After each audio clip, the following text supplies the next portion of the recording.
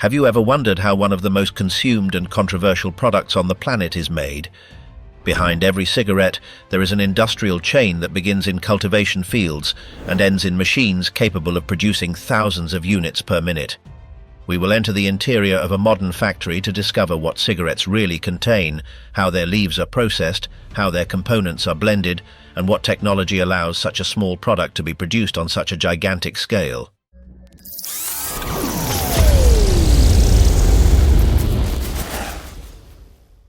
Tobacco is not a recent invention. Long before factories existed, the native civilizations of the Americas already used it for ritual, spiritual, and medicinal purposes. They smoked it in pipes or rolled it in plant leaves. For them, tobacco was sacred, a way to connect with the divine and with their ancestors. It was used in healing ceremonies, in welcome and farewell rituals, and as a fundamental element in their deepest traditions. When European explorers arrived on the continent in the 15th century, they were fascinated by this unknown plant. Christopher Columbus and his men observed how the natives inhaled the smoke from these rolled leaves and decided to bring samples to Europe. At first, many considered it an exotic curiosity, something strange and even dangerous. But little by little, tobacco began to gain ground among the circles of the European nobility and aristocracy. In the courts of Spain, France, and England, smoking became a sign of distinction and sophistication. Nobles consumed it in elaborate pipes, made with precious materials. It was even believed to have medicinal properties, that it could cure headaches, digestive problems, and even more serious illnesses. The doctors of the time prescribed it with confidence. Over time, its use expanded to all social levels. What had once been a luxury reserved for a few became accessible to merchants, artisans, and workers. During the 19th century, something happened that would change the tobacco industry forever. The machine capable of making cigarettes automatically was invented. Before that, each cigarette was rolled by hand, one by one, in a slow and costly process. This new technology made it possible to produce thousands of cigarettes in the same time it previously took to make only a few. Tobacco stopped being an artisanal product and began to be produced on a mass scale. Prices dropped drastically and the cigarette became truly popular. In the 20th century, advertising, cinema, and popular culture turned the cigarette into a global symbol. The big Hollywood stars smoked on screen, which made millions of people want to imitate them. Advertisements showed images of sophisticated men and elegant women with a cigarette in hand. Smoking was associated with freedom, rebellion, masculinity, modern femininity. It was part of everyday life, something done in restaurants, offices, airplanes, hospitals. It seemed impossible to imagine a world without cigarettes. But with the advance of science came warnings as well. Medical studies began to reveal an uncomfortable truth. Smoking represents a serious risk to health. Its direct relationship with lung cancer, cardiovascular diseases, chronic respiratory problems, and a long list of complications was discovered. Governments began to implement regulations, to ban advertising, to require warnings on packs. Even so, the cigarette remains one of the most consumed products on the planet. Everything begins in the cultivation fields. Tobacco grows in warm and humid regions of countries such as Brazil, China, India, Turkey, Zimbabwe, Malawi, and the United States. Each region contributes a distinct character to the leaves it produces. Climate, soil type, altitude, the amount of rainfall, everything influences the final result. Farmers know this well and spend years perfecting their techniques. There are different varieties of tobacco, each with its own characteristics. Virginia leaves are smooth and sweet, with a natural flavor that slightly recalls honey. Burley leaves are stronger and earthier, with more robust notes and less natural sugar. Oriental tobaccos, grown mainly in Turkey and Greece, add spicy and aromatic notes that bring complexity to the blends. Farmers care for these plants for months, meticulously controlling the climate, monitoring pests, and constantly analyzing soil quality. Excess rainfall can rot the roots.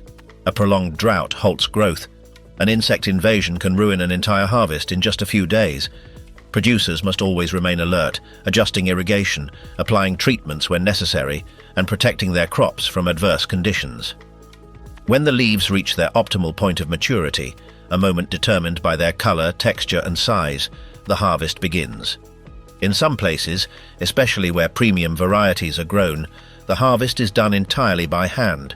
Workers go plant by plant, selecting only the leaves that are at their best moment. In other fields, especially larger and more mechanized ones, specialized machines perform the work, cutting entire plants or removing the leaves with automated systems. The lower leaves of the plant are milder because they receive less direct sunlight. The upper leaves, more exposed to the sun throughout their growth, are stronger, more intense in flavor and nicotine. This difference is important, and manufacturers take it into account when creating their blends. After harvesting, curing begins, a fundamental process that can last between 4 and 8 weeks. The leaves are hung in barns specially designed for this purpose. Depending on the method used, they are air-cured, heat-cured, or smoke-cured. Each technique produces different results and largely defines the final aroma and flavor of the tobacco. During curing, the leaves change color, lose moisture, and develop their organoleptic characteristics. It is a process that requires patience and experience. Once cured and ready, the leaves arrive at the factory. Here begins the art of blending, a task that requires deep knowledge and years of experience. Specialists known as master blenders combine tobaccos from different regions, varieties, and harvests to create the exact flavor profile that characterizes each brand. It is a job of precision where every decision matters. In enormous industrial containers, leaves from different origins are mixed with extreme precision. The goal is not only to achieve the ideal flavor, but also to ensure uniform and consistent combustion. A cigarette that constantly goes out or burns unevenly is unacceptable. The blend must be perfect. The leaves arrive at the processing plant dry and fragile after transport. In special chambers, they are given back the exact moisture they need through water vapor or finely sprayed water. This step is crucial because a small error in humidity can ruin tons of tobacco. Too much moisture and the leaves rot. Too little and they crumble into dust. Then the stems and thick veins are separated using high-precision machines equipped with sensors and detection systems. These parts do not burn well and negatively affect the flavor, so they must be removed. The clean leaves, now free of impurities, then move to the cutting area. The tobacco is cut into thin, uniform strips. Laser sensors constantly check the size of each strip to ensure they all have the same dimensions. This guarantees uniform and predictable combustion. After cutting, the tobacco enters large rotating drums, where it is carefully sprayed with various additives. These include humectants that maintain proper moisture, preservatives that extend the product's shelf life, and in some cases flavorings that modify or intensify the taste. Everything must be distributed perfectly evenly so that each cigarette is identical to the previous one. The tobacco is then dried again in industrial dryers to fix all these compounds and leave it at the exact moisture level required for the next step of the process.